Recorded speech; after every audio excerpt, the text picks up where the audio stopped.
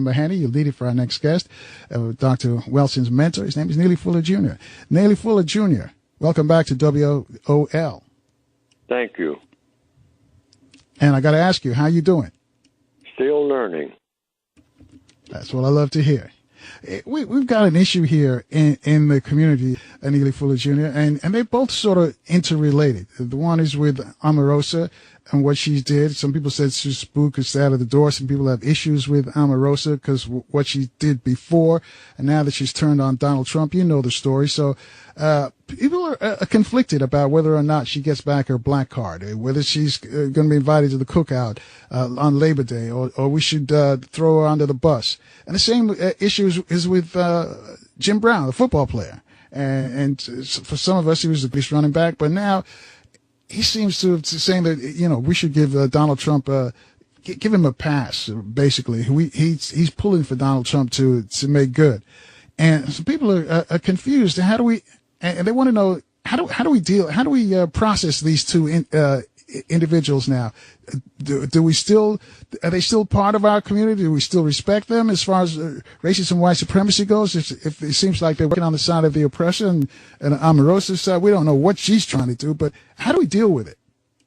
We just treat them with courtesy and talk to them like we talk to everybody else and say the same things we say to everybody else every day. Say good morning or whatever it is, and if they're around, treat them, give them all equal treatment, because the concept is, of what I've written about, the compensatory concept, to do anything else is just to make a problem that is already pretty terrible worse. It's no improvement when black people start squabbling among themselves about how to react to the system of white supremacy. It doesn't touch the system of white supremacy at all. So what we do is just simply talk to them the way that you talk to them if you didn't know them at all, if you had never even heard about them. It's the same thing. It's very, very, very simple. That's what I say is the beauty, if you want to call it that, of codifying all of our behavior. So our behavior is always consistent, can always be predicted, and in a constructive mode, which is what we don't have. We're just kind of all over the place based on incidents. We have to dream up something, a whole new scenario for every incident, when we should have a code that covers every incident. And so that what we're going to do and how we're going to react to any situation is always consistent and always constructive. Everything is either in one of two categories: constructive, non-constructive. There's no such thing as in between. So, after brainstorming it and say, well, what do you do with black people who a lot of black people say are sellouts and all like that? And so it becomes controversial every time a new name comes up and whatnot. That shouldn't be. That should have been gotten rid of a long time ago. Say what you do is the same thing you always do. And everybody is always on the same page when they do it. It's a part of what we call the new black culture, which is what we do need. And it's codified, or codified, if you want to use that word. Codified in meaning what? You always do the best possible thing that can be done in every circumstance. That's something we should be striving to produce. That doesn't exist now.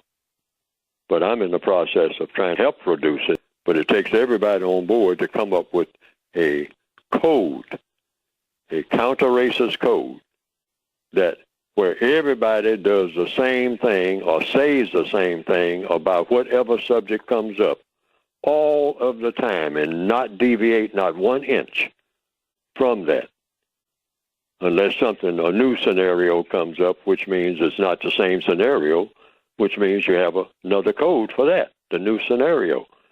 And so the scenario, in answer directly to this question, in the cases of the people that you just named and any other people that come down the pike, there'll be other names that will come up from time to time, and you just say, actually your actual words are, well, if you want to know what this lady said, check with her. And because all I have to say about it is she said what she said. And they say, well, somebody might say, well, what about what she did? And then the codified response, and this is in my textbook, is she did what she did. You know, you have to check with her about what she said. Check with her about what she did. That's why I call it the United Independent Code System concept. If you're a victim of racism, you are independent as far as your counter-racist intent is concerned and how you go about doing it.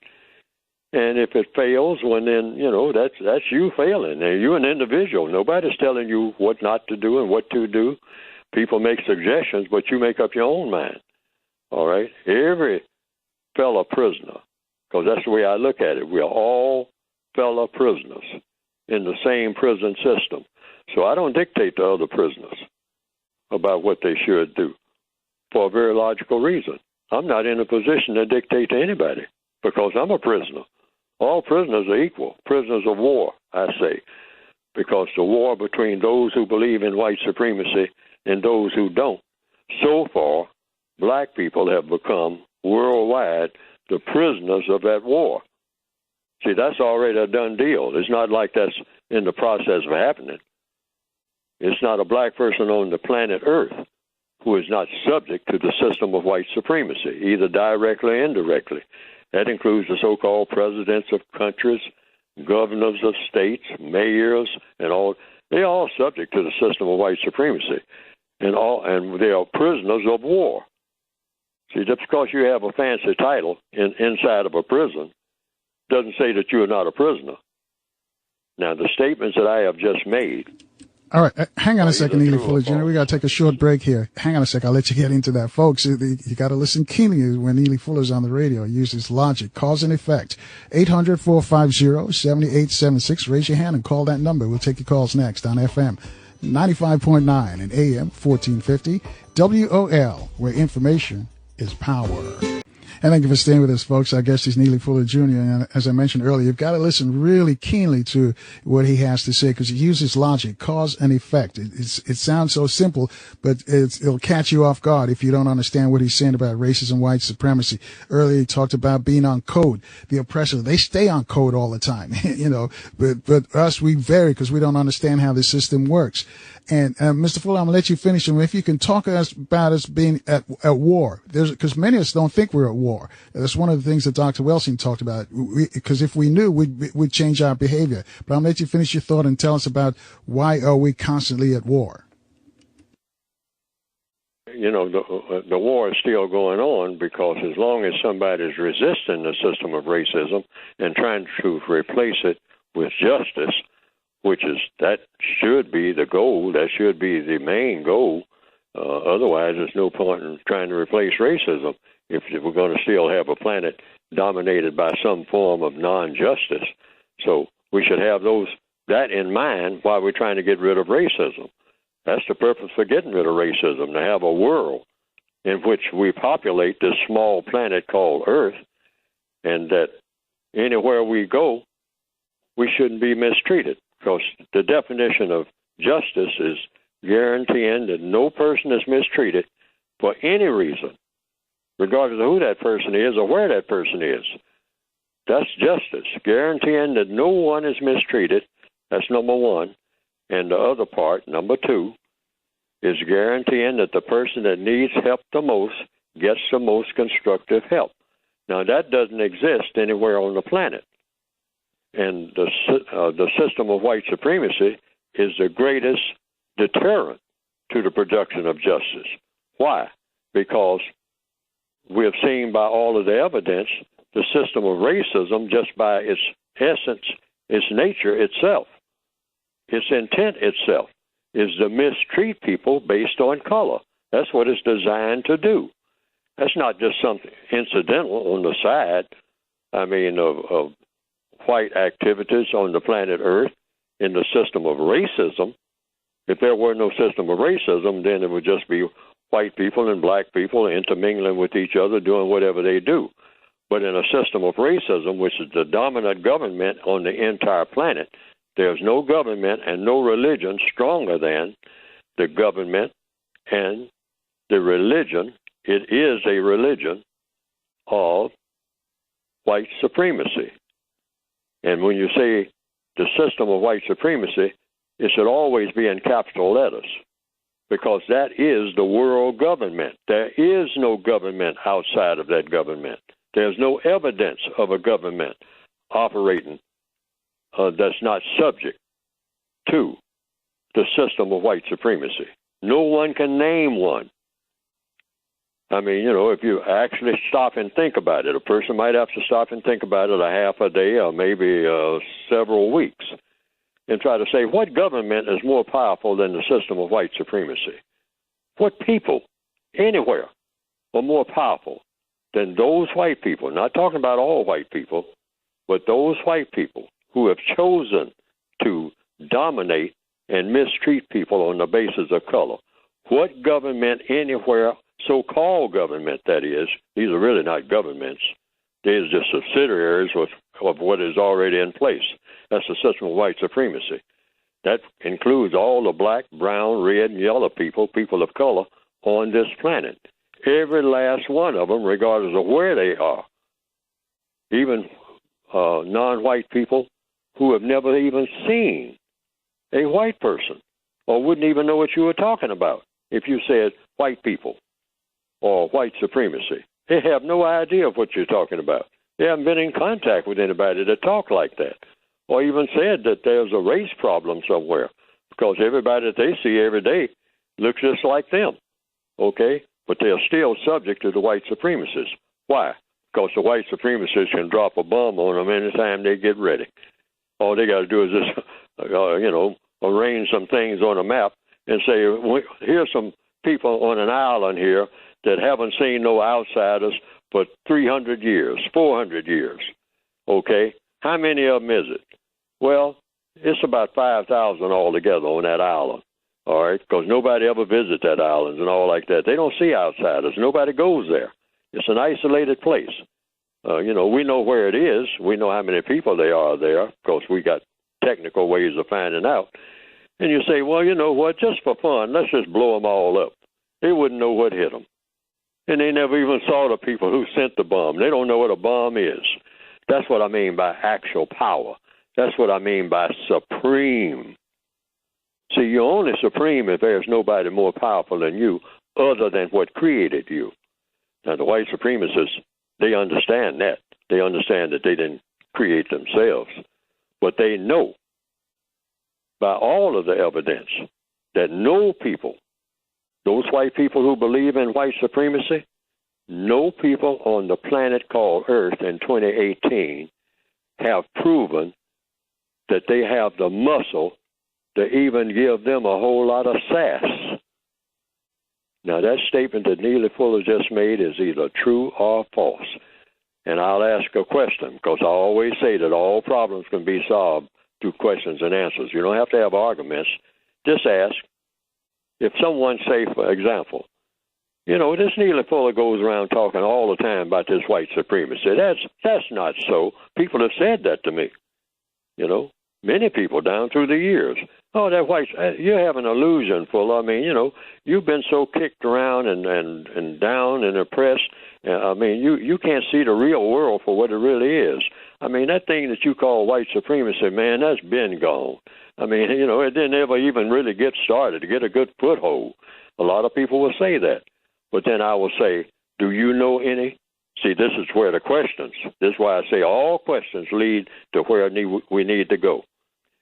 Do you know any, does anybody know any people on planet Earth more powerful who can overrule in an argument, more powerful than those white people who believe collectively in mistreating people and dominating people of color? Name those people right this minute in 2018. Where do they exist? Anywhere on planet Earth. Now, it might be somebody out there on some planet on the other side of Venus, but to my knowledge and understanding and all the evidence that I've seen nobody who qualifies to be supreme over white supremacists in the form of a person. Spirits, yes. Whatever created the universe, yes. That should be obvious based on logic. But anybody else? Nobody has the muscle to even sass them. I mean, and show real muscle when they do it. Oh, yeah, we have a lot of people on an individual basis all day long, all over the planet, that get in their face. You know, some black person somewhere, some brown person somewhere gets in the face of some individual white supremacists and maybe even beat them up. But, oh, what comes after that? See, it's not Act 1 that counts. It's Act 2 and Act 3. Do you have a follow-up? No. You better get on your bicycle and try to get away, because you know what's coming after that. After you have made some white supremacists angry and was able to overcome them in a little isolated setting. But what about the rest of them who look at that and say, you know what, you're out of here. You ain't doing this no more. And they have proven it all during the history of white supremacy. Nobody is supreme over us. Otherwise, why would anybody call us white supremacists? They got that title correct, and they have proven it. So we can't play. You got to be real serious. See what I mean? If you're really afraid of the white supremacists, like I am, but we have to have an intelligent fear.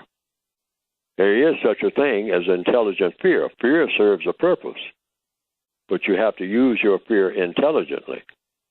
And you definitely don't make what I call do all that ghetto whooping. That works on black people. That don't work on white supremacists at all. And they say, well, black people went to this battle and we had that battle. Oh, sure, the white supremacists let us win a lot of battles. They let us do that. But they don't have to. Why? Because they can kill us all anytime they get ready. Who's going to stop them? Every last one of us. They can kill us all anytime they want to. Who's going to stop them? That's the question. Like I always said, all problems are solved through questions and answers. We don't have to have any arguments, because the white supremacists are argument settlers. So I never even argue my points. I just say, okay, if you don't believe it, try them. All right, if you don't believe what I said about them, you try them to the nth degree and see where you wind up by 6 o'clock this evening. Okay? You know, try that on for size. You can argue with me about them, but argue with them about them and see how far you get. See, because that's why I say black people got to stop playing, because we do a lot of playing. And we make a lot of threats like we can back it up. Can't back up nothing. We're already prisoners of war. So we should have a code that's designed for prisoners of war. See, and that's what I've tried to do. When you're already a prisoner of war, what kind of code that you can design that will see to it in the shortest amount of time, in the most efficient manner, that you are no longer a prisoner? And that's where we should be working. It takes a code to do that. Hold that thought right there. We got to take another break, and we got some folks who want to speak to you. 800-450-7876. You too can speak to Neely Fuller Jr. We'll take your calls next on FM 95.9 and AM 1450. WOL, where information is power.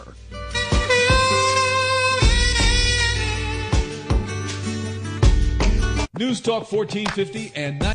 And thank you for staying with us, folks. Like I told you, call up a couple of your friends and tell them that Neely Fuller Jr. is on the radio discussing racism, white supremacy. And again, those of you who are listening, you've got to listen real keenly to what he's saying, because he uses logic to prove his points all the time. 800-450-7876 gets you in. Let's go to Homer. He's on line 1, calling from the district. Homer, you're on with Neely Fuller Jr. How you doing, Mr. Jr.? I was listening to what you were saying, and you're absolutely right.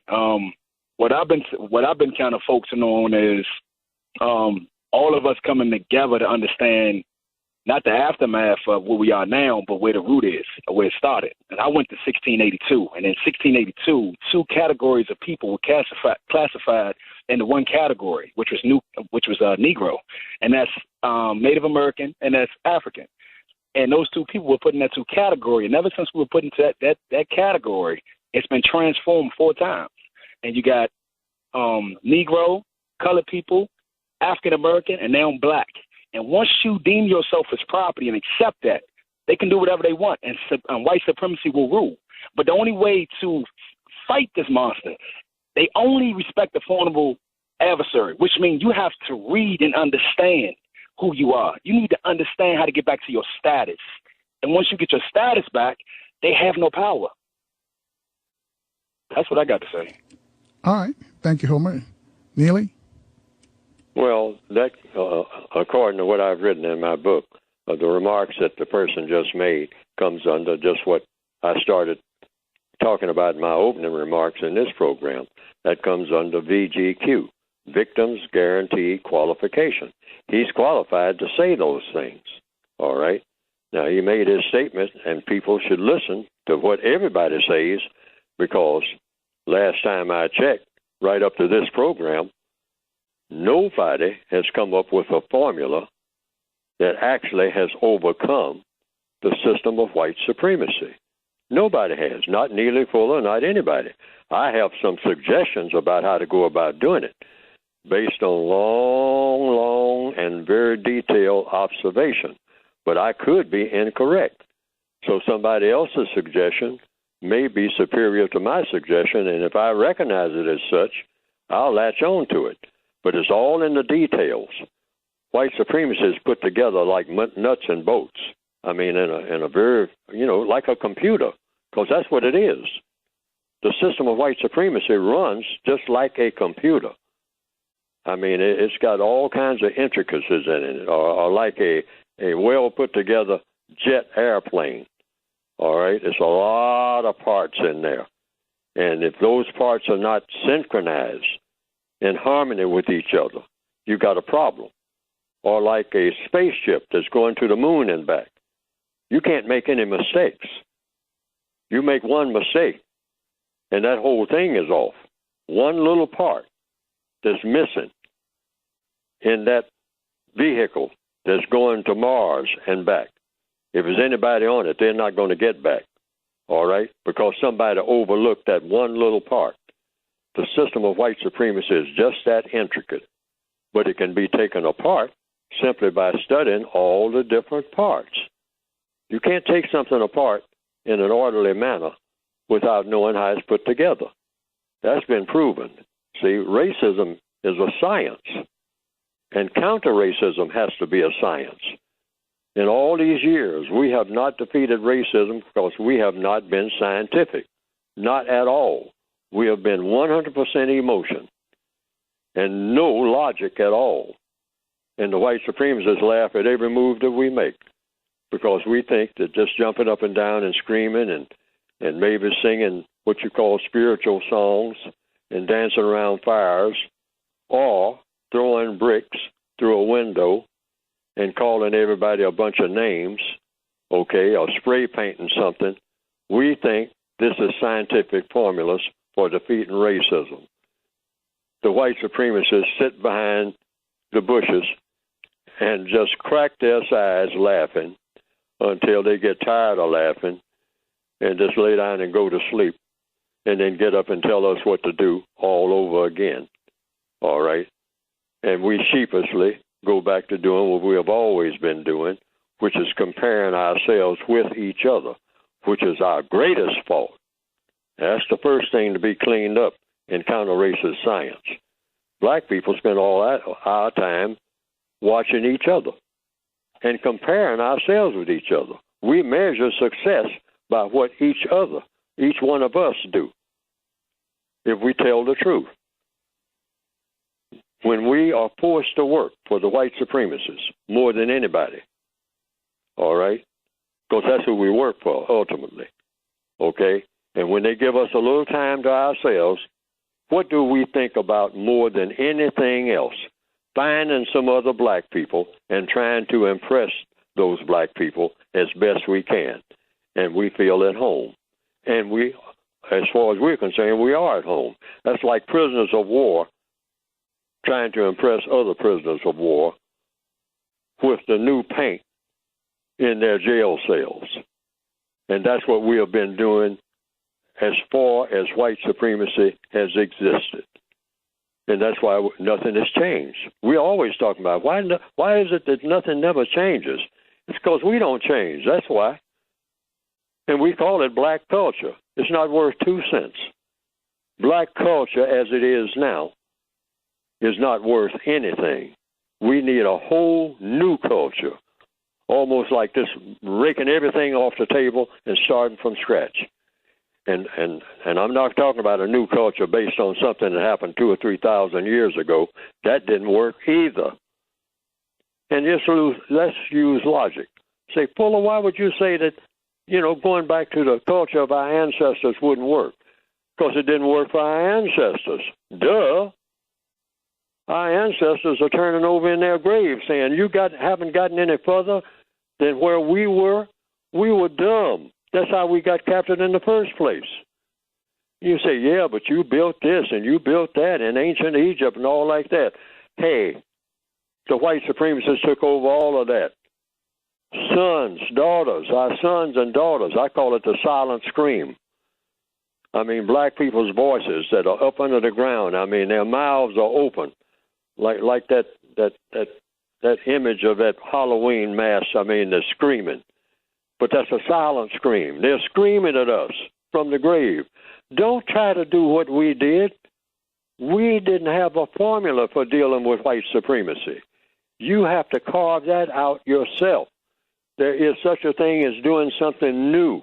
You have to do it. You have to come up with a new formula for doing everything, because we got blindsided completely, every last one of us, by a small group of people that swept all over the entire world with a code. They had a code that was designed to do that. And you don't have anything similar to that, except a few tattoos and some hairdos and some high fives.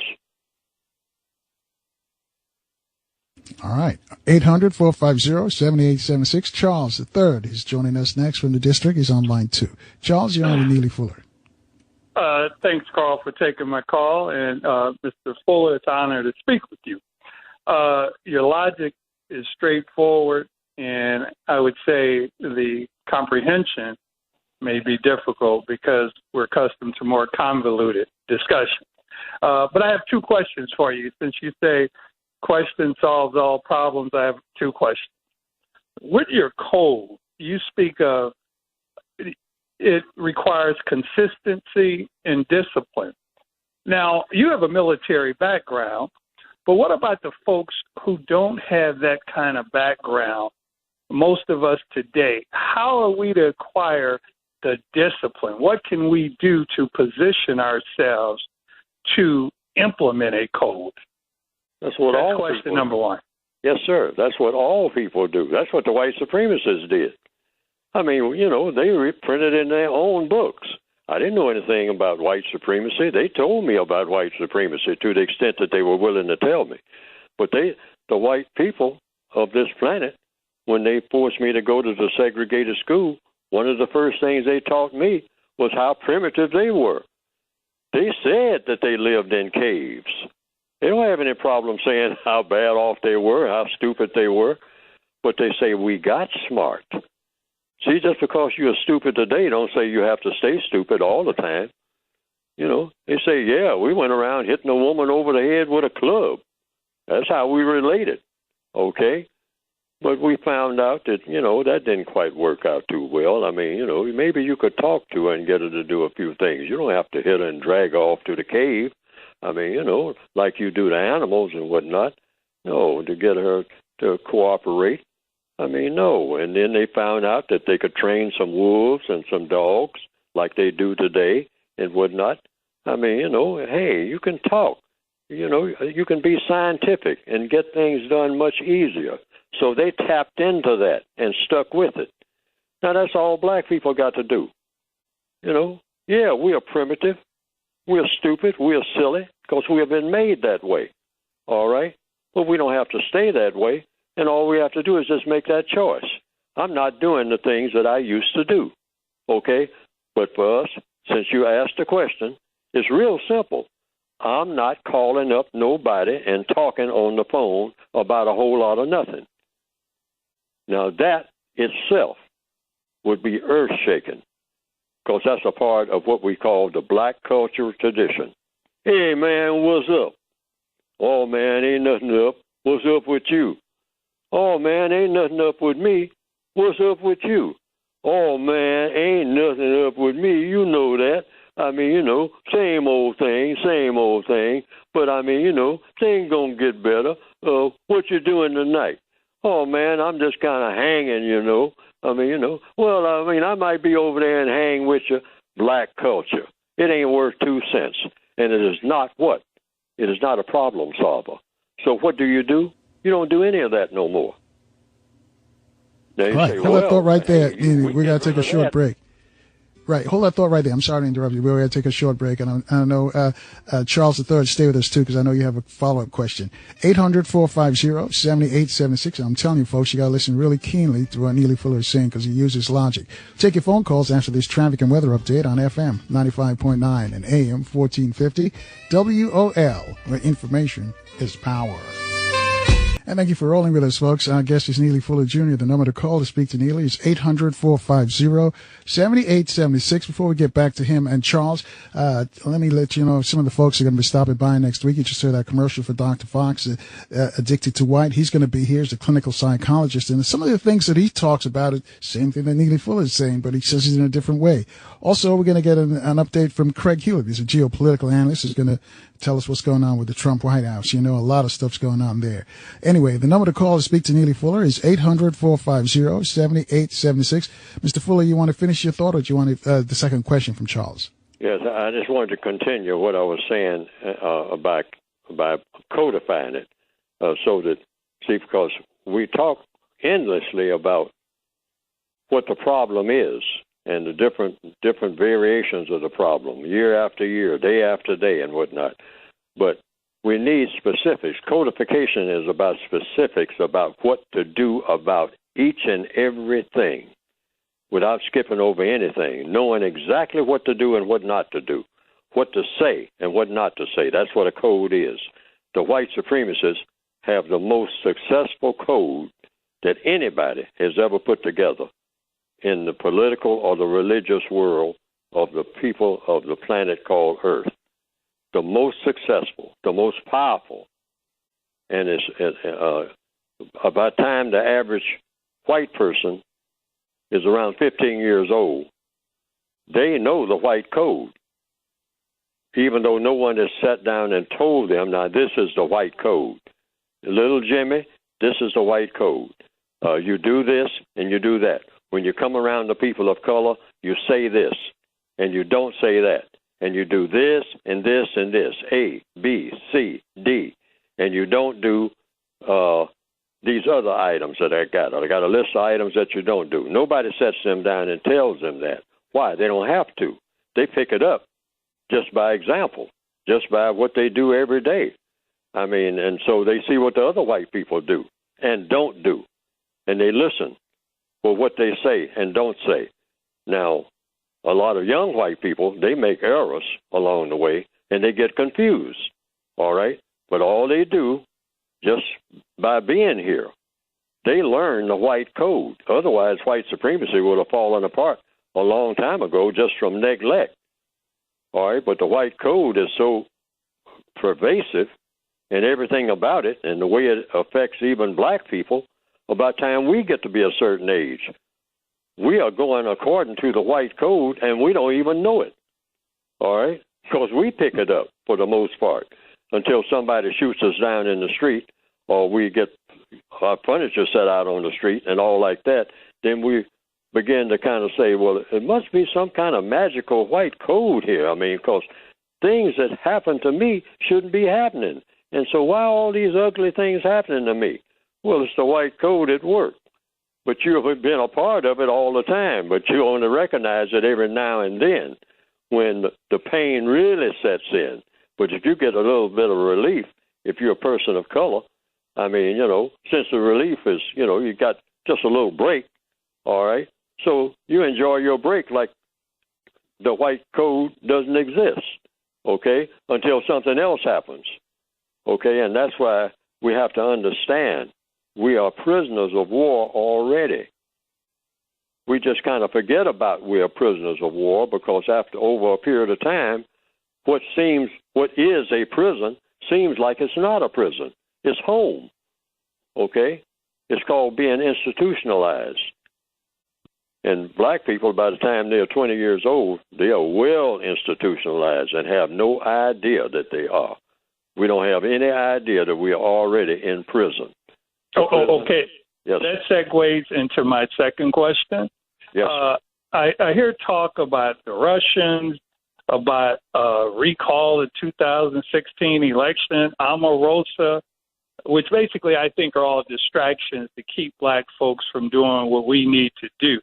Can you talk about the role of distraction in the system of white supremacy, what role it plays, distractions, and how it's used by the white supremacists? And I'll take your response off the air. And thanks a lot. Yes, sir. The white supremacists have two basic weapons. Direct violence, that's shooting you down and whatnot and dropping bombs on you and all like that. That's direct violence. And indirect violence, which is what? Deception. Anytime I'm fooling you to your detriment, and you don't know that you're being fooled naturally because I'm not deceiving you if you're not deceived, but they are the masters of deceit. So that's how they keep the system going. And how do you deceive people better? What's the mechanics of deceiving people? What's the logic of deception? You make things appear to be what they are not. So just like you said, yes, anybody who plays football knows that you look like you're going to pass one way and you pass another way if you're a good what they call a good quarterback. See, we understand it when it comes to the football field. Walking off the football field, we don't understand anything. If we play baseball or soccer or football, if you're a people of color, we know the mechanics of deception, all right? We're very good at it. But we don't pick that up at all once we walk out of the stadium, okay? But the whole world is a stadium. And the system of white supremacy is a whole world of deception. So you always look for the deceit. Anytime you see the white supremacists doing anything, you should think about two things under the umbrella of what are they up to now? And that is direct violence or some type of deception. You can't buy a car without being deceived. You can't get a car repaired without being deceived. Their whole society, the whole instrument, they practice deception 24/7. They burn midnight oil, figuring out how, as the people who are called red people used to say, speak with forked tongue, say one thing, mean another, promise one thing, and do something else altogether, okay? And be real good at it. Be the best in the world at it. Don't let anybody beat you at deceiving people. That's what the white supremacists do. So once you understand, like if you're in a card game, but you already know before you sit down that guy on the end of the table is a card shark. He knows how to cheat people at cards. Now, if you know that when you sit down, then you don't get surprised, okay? When you start losing your money, you know just about when to get up from the table, okay? Because you know that the person is deceiving you. But if you don't know that, you just sit there and lose your money and say, well, I lost my money gambling. That's the way it works. All right. Thanks, Charles. 800-450-7876 is Stay in the District. Harry's on line 5. Harry, you're on with Neely Fuller. Yes. Mr. Carl Nelson, I'd like to commend you on the guests you have and the way you moderate your program. And listening at him, I agree with him 100% most of the time. He's right on target. He just addressed what I was getting ready to ask him. What about superior weapons? He just addressed that as the listening down. Now, this is very true. As a veteran of Vietnam, he has far superior weapons than us. And unity, he's right on target, unity and discipline.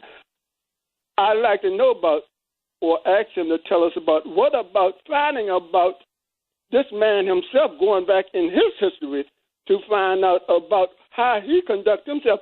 What was his purpose in setting out to rule? And maybe we could, as people of color, we could come up with something, find out something about him. Thank you much. And continue to do what you do. You have a marvelous program.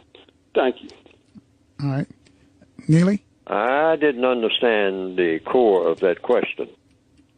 He was saying basically if we looked into do some research into the oppressor, really, we could find maybe a chink in his armor that we could use.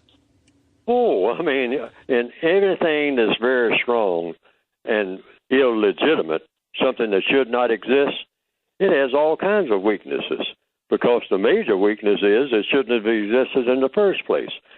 A system of racism is an artificial construct. See, it's no essence to that.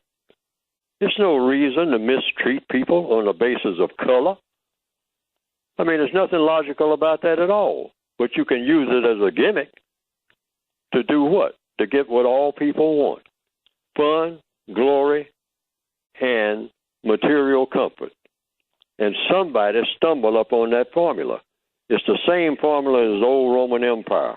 In other words, you conquer people and have them doing what you want them to do. That's all it is, okay?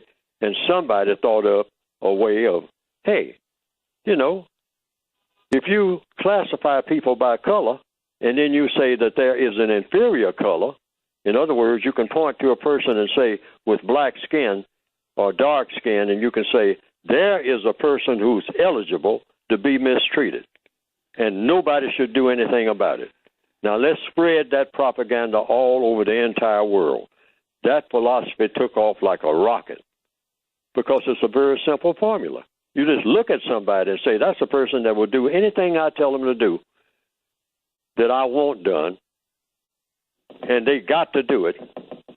They got to be my slave. They got to be under my foot from the time that they are born till the time that they die, and nobody is to interfere with me when I do it.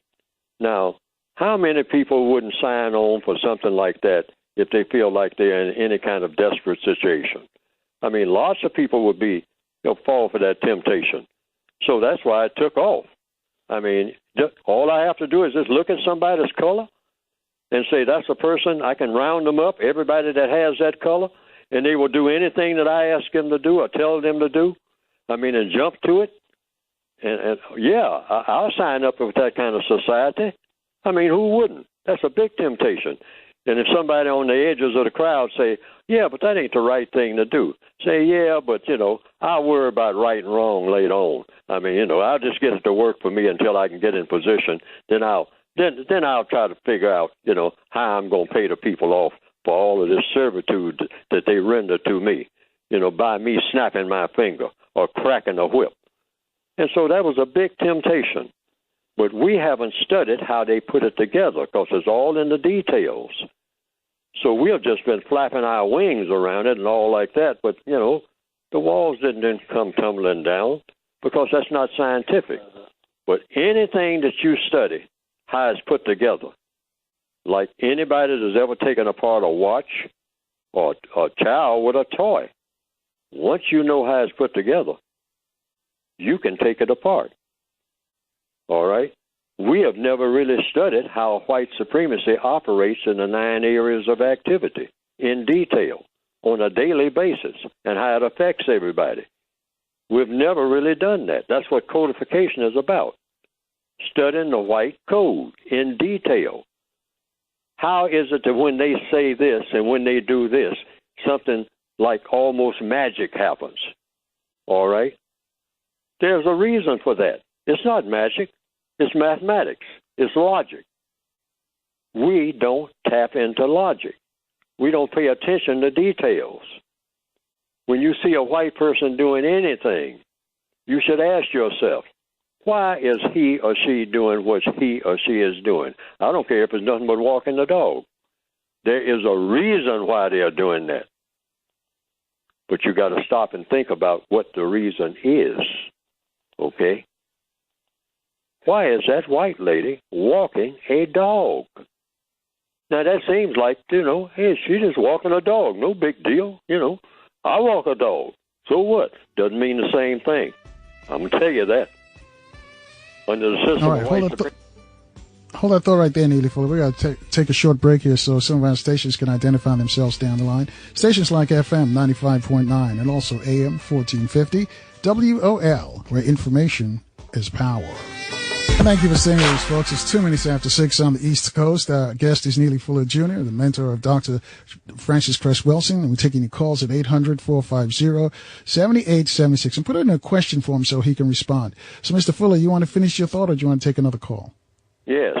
In the system of white supremacy, if a white person is a white supremacist, they do nothing, ever, knowingly, unless it's going to give strength to the system of white supremacy.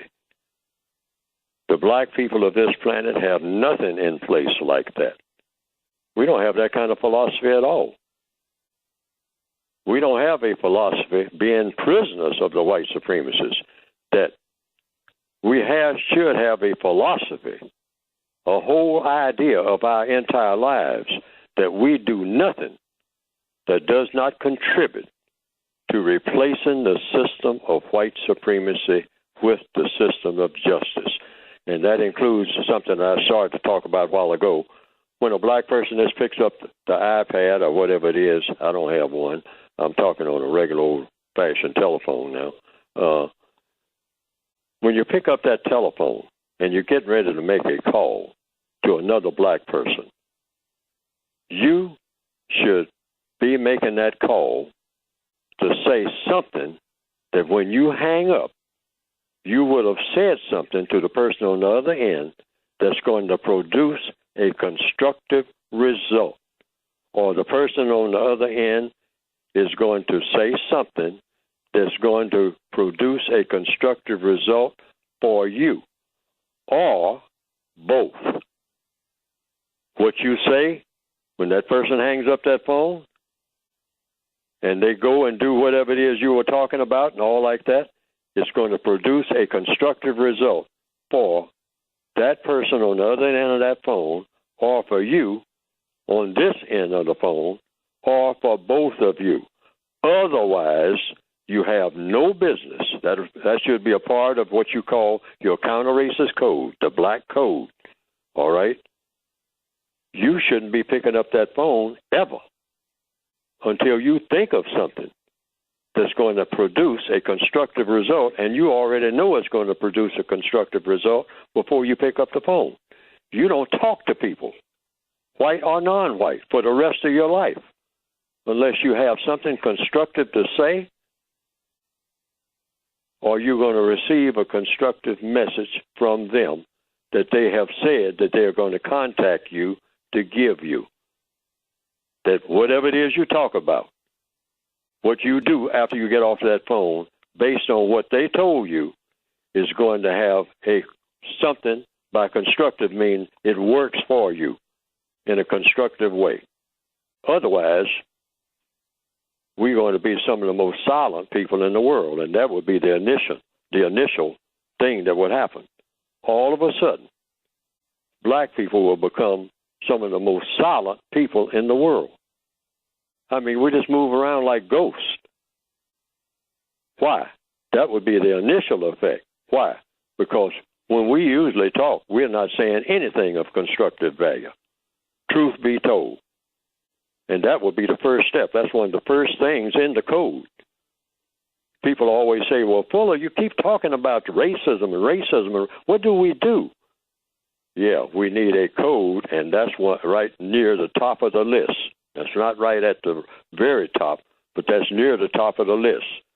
Don't communicate with anybody until you think of something that is seriously going to be of constructive value. Idle chit-chat should be a thing of the entire past, from here to Nairobi or Montezuma or Tripoli or Congo or Cincinnati, Ohio, or any place right this minute. That should stop. And if it stops right this minute all over the world, among the black people of this world, you talking about having a huge impact against the system of racism. Just that alone. They say black people don't talk random no more. They don't talk what you call jive talk. They don't do any random talk at all. None. I mean, everything that they say is something that's going to turn into something constructive. Otherwise, they are absolutely silent. You would think they can't talk at all. They don't say nothing unless it's going to contribute to something constructive. That's the kind of people they have become overnight, because that's something we can do overnight. See, you don't have to go and ask for nobody's permission to do that. You just stop talking random, that's all. Stop making phone calls. Stop knocking on people's doors and visiting people, unless you have an absolute constructive reason for doing so, and that has to be a plan that's made before you make your first move or before you pick up that phone. All right, 800-450-7876, and we're going to tell about his book before he leaves. Basically, the title is called The Code, but it's got a long title. He'll tell you before he leaves how to get that book. It's a workbook, and you just start doing those things, folks, and you automatically see a change, because all that negative energy that surrounds you, all the negative people around you, they'll just fall away. As I mentioned, the number to call to get in is 800-450-7876. Paul's up next, calling from Maryland. Paul, you're on with Neely Fuller. Yes, hi, Mr. Fuller and Carl. My question is this. I know that Dr. Welsinger once said that self-respect is like an atomic bomb. And my question is, if we focused only on just carrying ourselves respectfully and would not do anything that would disrespect us as a people, would that basically sum up most of the code of conduct? Well, different people have their different views about respect and their different definitions. The definition that I have in the textbook for victims of racism that you can go to by going to producejustice.com is that you never ask anybody for respect. That's a part of the code. It's 3 things you never ask for, ever, under any circumstance. You don't ask for an apology. Not ever. Not ever do you ask anybody for an apology. You don't ask for love. Not ever. In fact, you should almost never mention the word love. Love is synonymous with justice. Without justice, you don't have love no way, because they're the same thing. I mean, that's so-called what we call romance. That's not love. That's copying off the Romans. That's a whole bunch of phony stuff, all right, which that's another story altogether. And then that third thing, respect, is something that you can only give to yourself. So you never ask anybody for respect. All right? Now, I don't know what, I'm not arguing against or anything like that against what the late Miss Aretha Franklin was about. She wrote a song that was very popular called Respect. And there was a lot of ingredients in the song. But respect is something you can only give to yourself according to logic. That's counter-racist logic. Counter-racist logic means something that will work for black people. Don't ask anybody for respect, ever. Black people kill each other about this thing called respect. That should never happen. A person can so-called be discourteous to me, if you're talking about courtesy, all the time. The code covers that, too. I'm not discourteous to anybody, I mean, knowingly, and I'll definitely apologize, because I don't ask for an apology, but I'll give all the apologies you want. And that's something else you have to watch for. The white supremacists will give you all the apologies that you want. A lot of black people say that the white supremacists should apologize for slavery. I would never ask any person, period, to apologize, not only for slavery, but for anything. Why? Because an apology is something that is given on a person's own. They do this. They come and find you. You don't look for them to apologize and then try to compensate for whatever they did that they shouldn't have done. That is the way it should be done. That's heading toward justice. But the white supremacists, and since we're talking about respect and apologies, really they kind of both go hand in hand in the minds of many black people. I mean, don't disrespect me, and you apologize for the disrespect that you showed me last week. That we should stop doing that right this minute. Don't ever do that again in life. Don't ever ask anybody to respect you. I'm saying this to all the black people throughout the planet. Never ask anybody to respect you, and never ask anybody to apologize to you, and never ask anybody to love you. All right? The two first things, apologies and love, you get from a person willingly, without them you having to ask them. It doesn't mean anything if you have to ask them. All right? There's an old song saying, tell me that you love me, or something like that. And the person responds, I told you that I loved you. Now get out. That's a song that came out in the 1930s, I think, or something like that.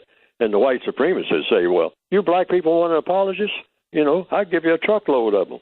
I mean, how many do you want? You want gold-plated apologists, or something that looks like gold anyway, because you all like bling-bling. So I'll make you a sign, and it'll shine like gold, and say, I apologize for everything that I ever did to you. And, hey, buddy, I'll give you a bonus. I'm going to apologize in advance for all the things I'm going to do to you. That's the white supremacist philosophy. They don't care. They'll say anything as long as you abide, and as long as it doesn't mean that they're out of business. That's all that they watch for. So getting back to the respect now. All right, hold that thought right there, Neely. We got to take a short break. I'll let you finish on respect on the other side, and we got a bunch of folks want to speak to you at 800-450-7876. All your phone calls are next on FM 95.9 and AM 1450 WOL, where information is power. And thank you for staying with us, folks. Our guest is Neely Fuller Jr. We're discussing racism, white supremacy, another clash. And as I admonish you, you've got to listen real keenly to what he's saying, because he uses logic. That's cause and effect. Some folks, I know it goes over your head sometimes. It did me for a while. I had to have a remedial session with Dr. Wilson to figure it out. But just keep listening, and you'll get it. I promise you, you'll get it. And then you'll understand it. And you'll wonder, wow, how come I didn't understand this that easy? But Neely Fuller, I'm going to let you finish your thought, or do you want to take another phone call? I'll take another phone call. You see a lot of people waiting. Yeah, that's right. Ben's up next. He's on line 4. He's calling from the district. Ben, your question for Neely Fuller.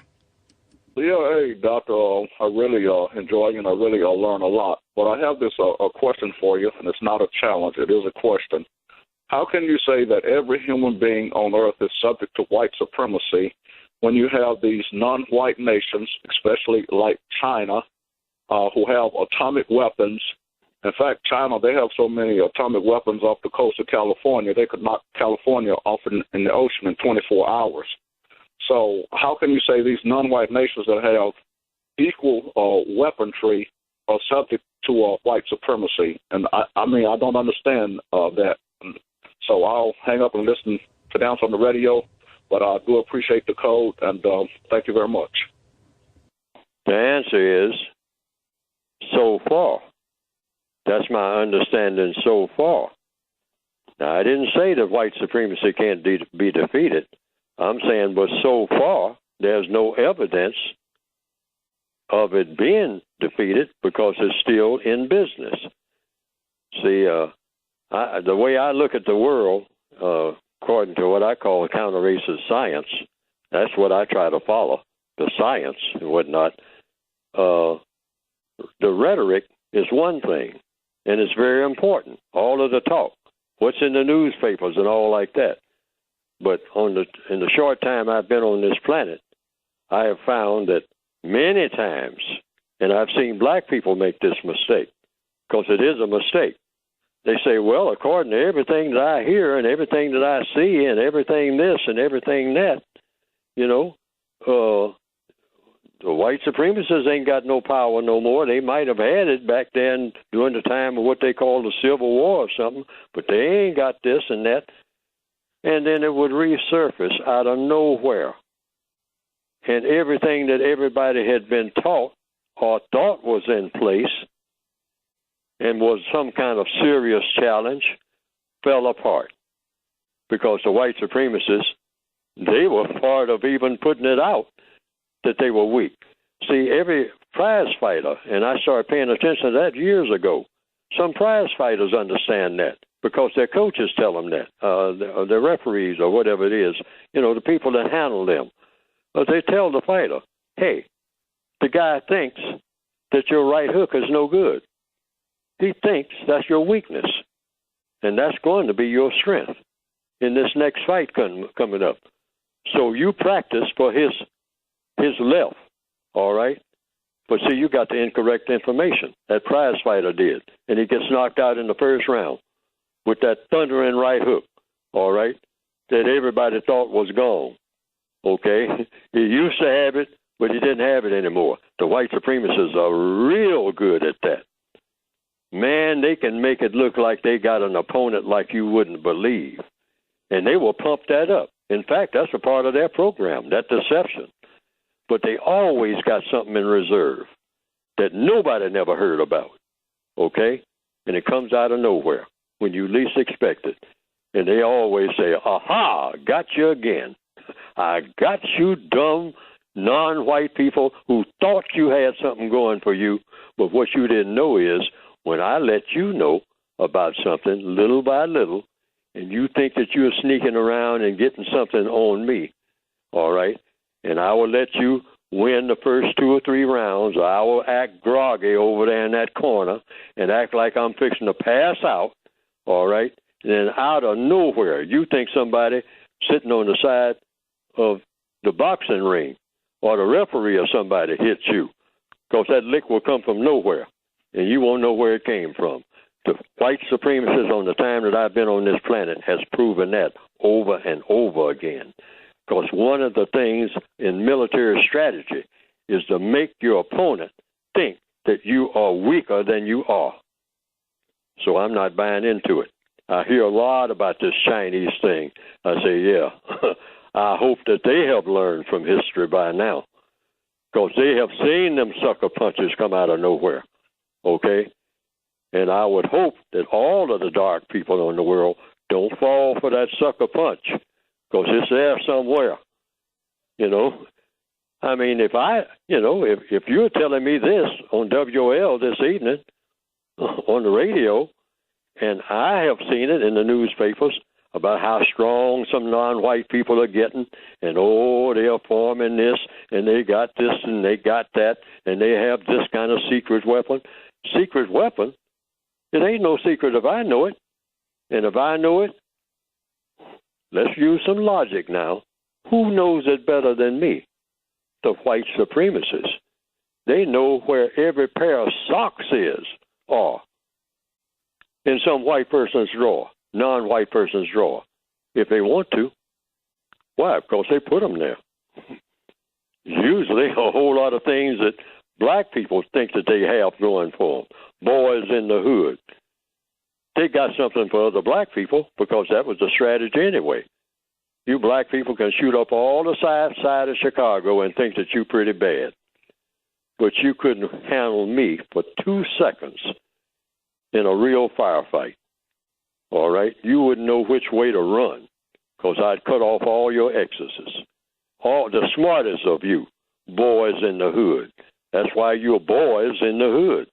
I made the hood and made you boys and put you against each other. And you too dumb to even see that. And you think that you're some kind of world beater? You better go on television and get you a comedy show. 800-450-7876. Some real talk from Neely Fuller. Let's go to Georgia on line 1. David, you're on with Neely Fuller. Yes, sir. My name is David, and I'm calling from Georgia, and I'm going to use my QGC card today, and I need to find out from the suspected white supremacists. I need to find out whether or not the black people that are over here, the ones that you bought here, I need to find out, did you bring us here, or were we already over here when you got here? That's what I need to find out from you. Did you bring us over here and made us slaves? Or were we already over here and you made us slaves? Now, I know you are listening to us. You listen to everything. You know everything. Suspected white supremacists. I need to find out whether or not you brought us over here and made us slaves, or whether we was already over here and you made us slaves. That's what I want to find out. Let's give him a chance to respond. Thanks, David. Okay. Thank you. Neely Fuller? Well, he was sending a message to the white supremacists, I think, correct? He wasn't That's asking what he sounded me. like. Was Yeah. he asking me? I think you're correct. I think he was sending a message to the white supremacists. Right, He was right. asking them the question. But it is my opinion, and it is strictly my opinion, according to the code, and when I evaluate that, the question, I say that, well, either way, it really doesn't matter whether they brought us here or whether we were already here, because the white supremacists had one thing anywhere they went. They had a code that nobody else had. That's the one thing that they had that nobody else had. And they had a white supremacist code, which meant that anytime they encountered non-white people anywhere on the planet, on an island, anywhere. I mean, if they encounter them on the moon, that's the future. If they encounter non-white people, purple people, they'll be non-white. Somewhere in outer space, the white code kicks in and say, oh, we have encountered some green people, okay? Oh, so they will come under white supremacy too. Man, we got a whole new field here. We got some new people to work with. This is a new color. We've never run into any green people before, but since we are white supremacists and they are green, they come under our jurisdiction. So they just kick the white code in. They just push the button and the white code starts working. See, it doesn't make any difference where anybody is. That doesn't matter at all to the white supremacists, according to what I have seen. All of the evidence shows that. Doesn't make any difference where anybody is located and how long they've been there. When the white supremacists show up, you got color in your skin, it means you do what I tell you to do, whether you like it or not. That's it. It's real simple. It ain't complicated at all. I'm white. You are non-white. You have color in your skin. You automatically will do what I tell you to do, whether you want to do it or not. And this is the setup, and there's not going to be any other setup.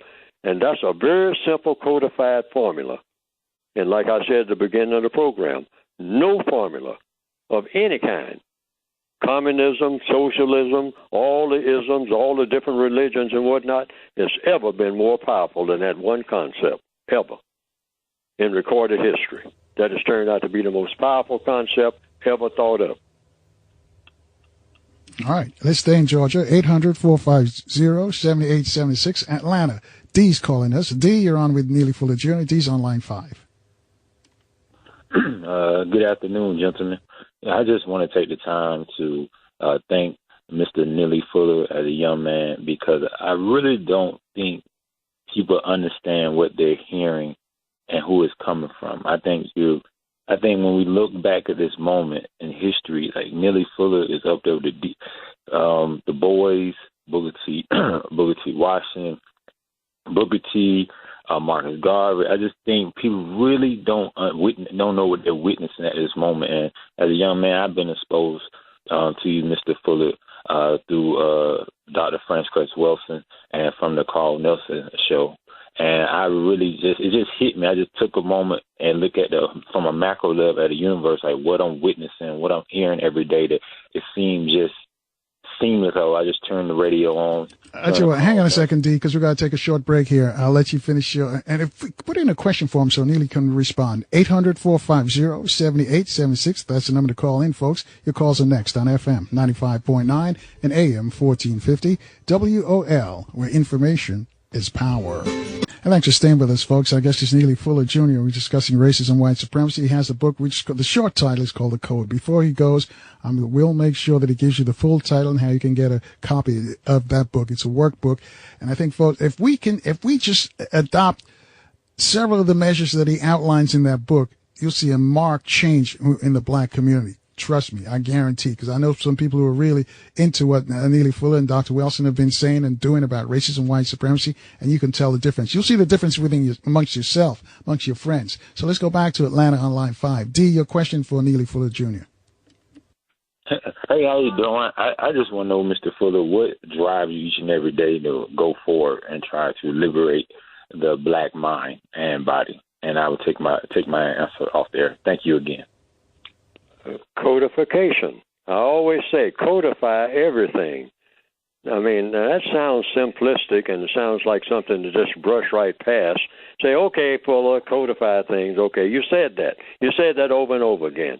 But that's really it. Now, what do I mean by that? I just mean follow logic. Don't follow Neely Fuller. Don't follow any person. Persons make mistakes. Neely Fuller makes mistakes. That's how I learned, really, by making mistakes and then getting burned by the mistakes and not wanting to make them anymore because it hurt. Okay, mistakes sometimes hurt. Okay, so that's just a learning process. But you're seeking what? Logic. See, we need to seek logic. We don't follow people because even the people that you are following, if they're making any sense at all, they better be using logic. Otherwise, you got no business following them. But what is the person that you are following? That's where you should aim for. Don't follow Neely Fuller.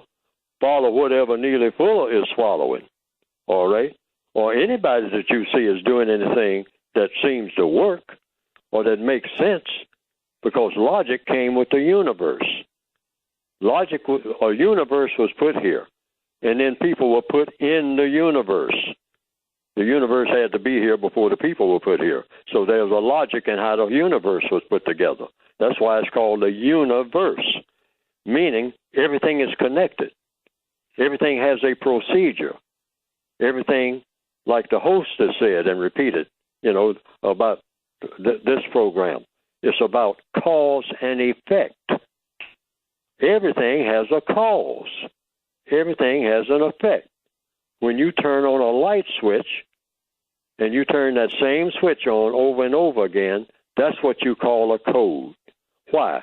Because you say, I know it's a code because every time I turn it on, if it's got a bulb in it, in that lamp, every time I turn it on, the bulb lights up. That bulb comes on. And when I turn the switch again, the bulb goes off. Now, the light when it's on is not the same as the light when it's off. That's logical. Cause and effect. There's a certain procedure you go through to turn out a light, and the light will turn out. You've done it. You've seen it done in the Northwestern Hemisphere sometime, somewhere, and you can hit that switch, and the light goes on again. Off, on, off, on, off. It's something you can rely on unless somebody's pulled the plug or something like that, which means what? You find where the plug is and put it in the socket, and it does it just like it's always done. And it does this over and over again. That's when you know you have a code. You do the thing that always works, and you never do anything that doesn't work. It's not magic. So see, black people got a lot of slogans, and we got to dump these slogans and just follow logic. Slogans can, they are sort of like signposts and all like that, but we got all kinds of slogans. About every 2 or 3 years, we get a new slogan, and we think that's progress.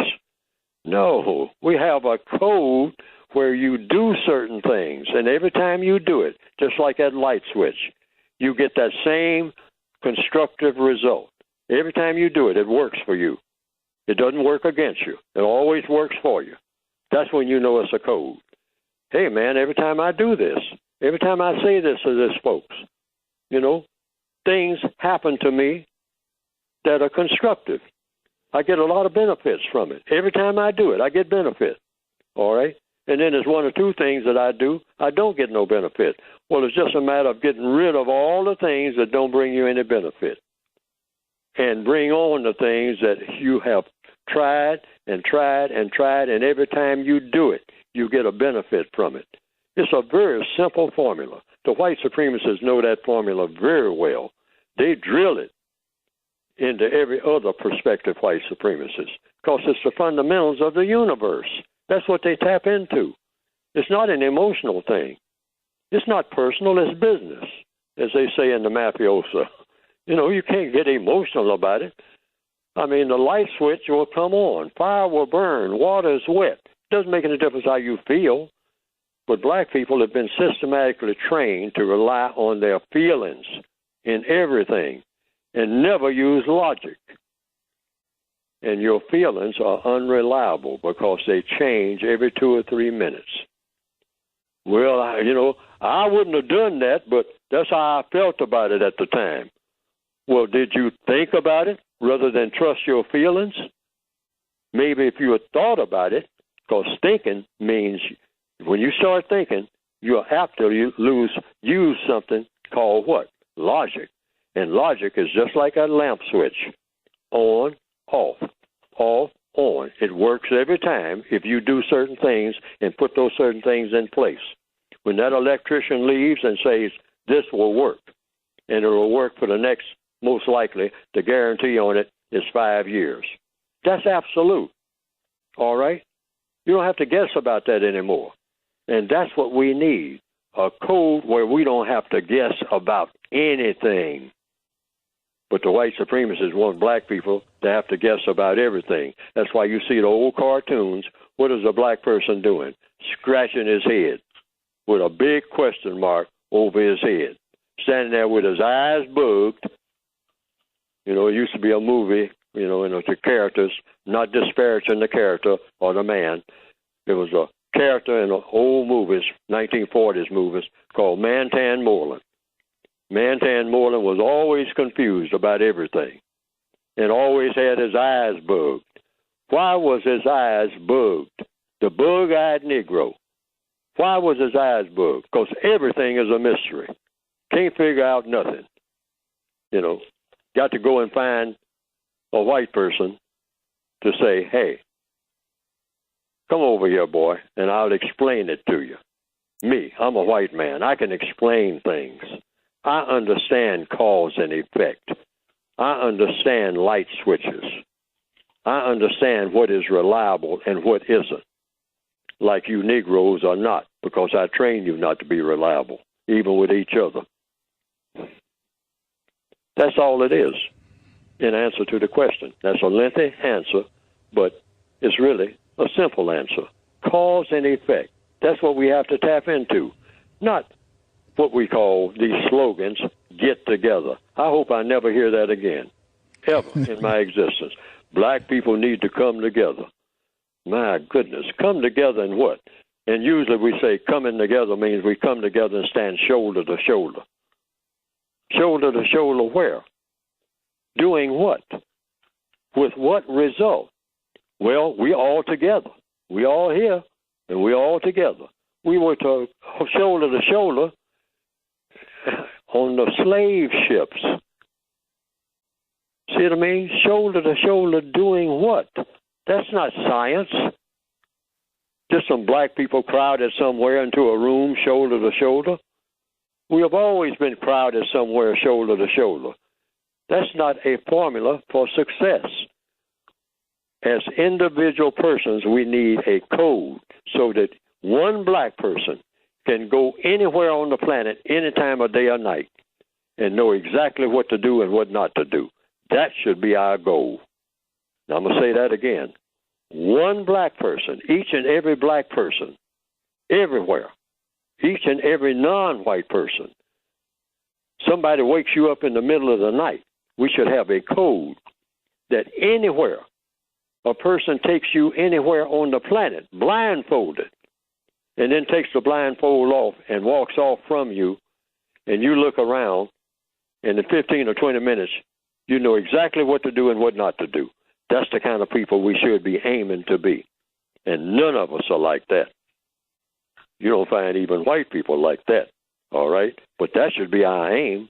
Nothing short of that will do. Somebody drop you off in the Arctic Circle at midnight, and you look around and you say, hey, I know exactly what to do in the Arctic Circle, and I've never been there before, all right? But I'm codified because I know cause and effect. I understand cause and effect. I know exactly which direction I should move in and what I should have, and how I'm going to get it, and all like that. That should be our goal.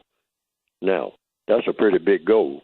That's a bigger goal than just trying to get a new car and some bling bling, which is what our goals are now, and show off to a handful of black people that we know. That's the average black goal, even among tribal members all over the world. Showing off to a few other fellow prisoners, because we're all prisoners, in the cell block. That's what we do. Truth be told, we got to have a bigger mind than that, and that's all we got to do is just put it in our minds. We should be able to function anywhere.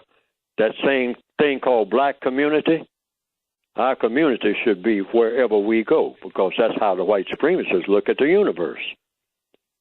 There's no such thing as a white community, except they communicate with each other according to a code.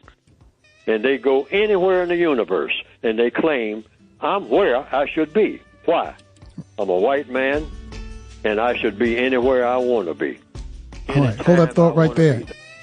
Right, hold that thought right there. We got to take a short break. I'll let you finish. And when you come back, also tell us how we can pick up your book right here on FM 95.9 and AM 1450, WOL, where information is power. Forms and saying it. So tell your friends to keep it locked right here on FM 95.9 and AM 1450, WOL. Mr. Fuller, can you tell us how we can get a copy of your book and what's the title of the book? Give us the full title. The full title is The United Independent Compensatory Code System Concept. Now, nobody will remember that. You can't even write it down real fast. But it's a textbook, workbook for thought, for speech, and for action by victims of white supremacy. White supremacy is racism, and racism is white supremacy. There's no other form of racism other than white supremacy, even though the white supremacists will say there are a whole lot of forms of it. But they'll say anything. But you can get the book by going to producejustice.com. That's producejustice.com.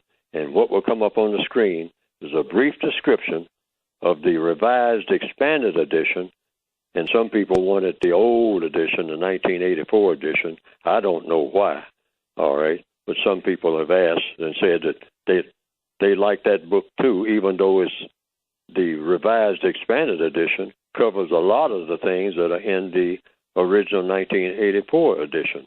I mean, it covers all of that, and then some, because it's a much thicker book. But some people said they got a lot out of the older book, just on the kind of the way it was written. And so I can't be the judge of what a person reads and how it affects them, so I have it back there too.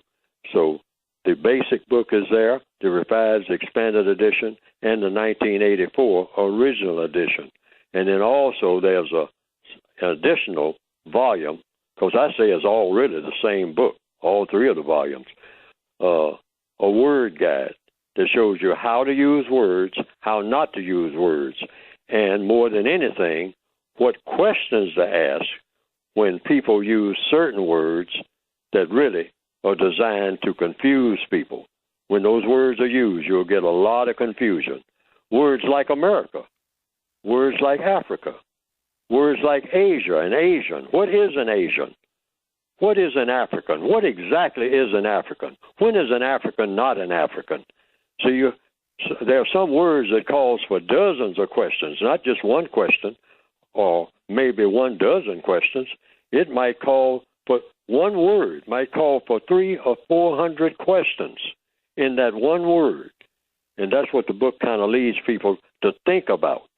Now, I couldn't get a lot of words in there that I wanted in there. It's not a dictionary, but it's a word guide. But go to producejustice.com, and you can get either one volume or the second volume, which is the word guide.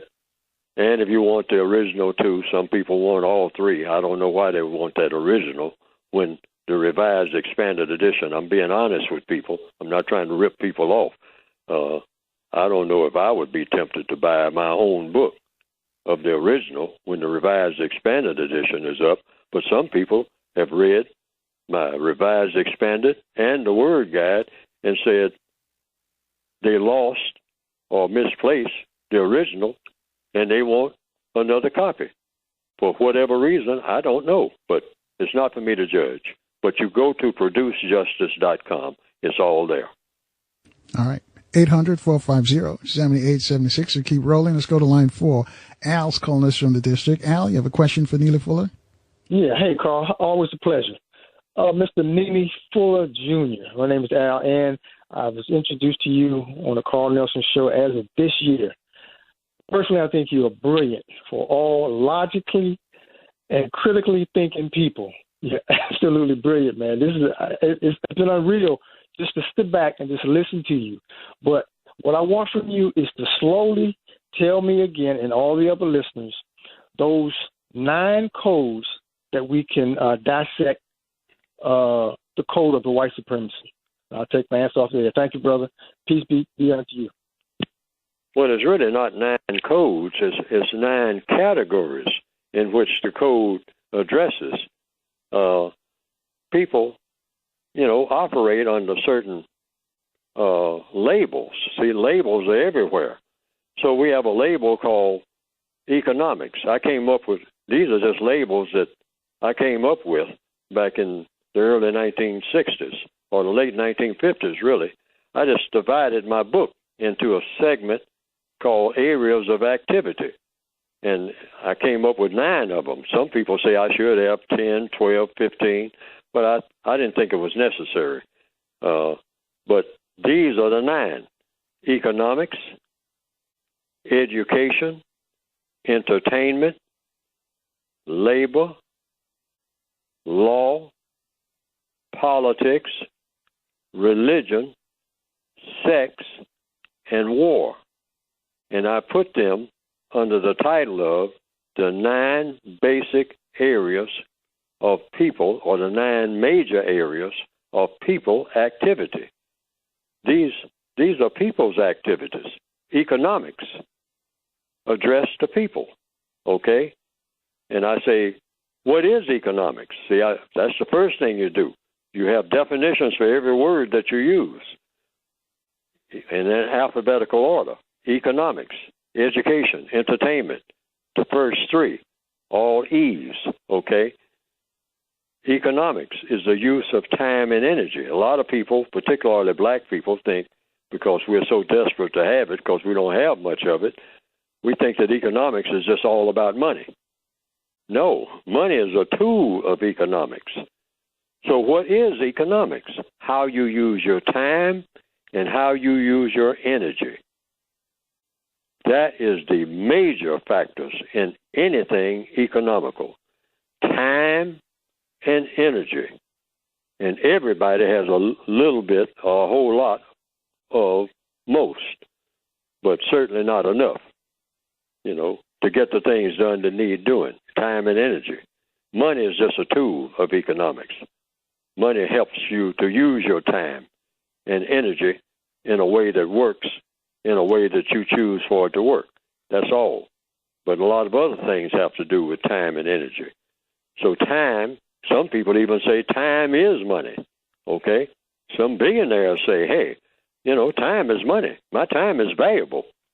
I don't have time to sit around and talk nonsense. That's how I got to be a billionaire. Anybody who talks to me better be talking business. All right? And that has something to do with what we talked about earlier in this program. Black people should be about business talk, okay? Something that's going to, what is business talk? There's a definition for that too. Talking about something of constructive value.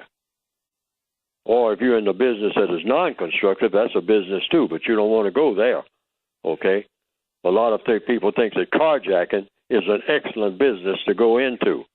But if you look at the logic of carjacking as a business, it's a very poor business to go into.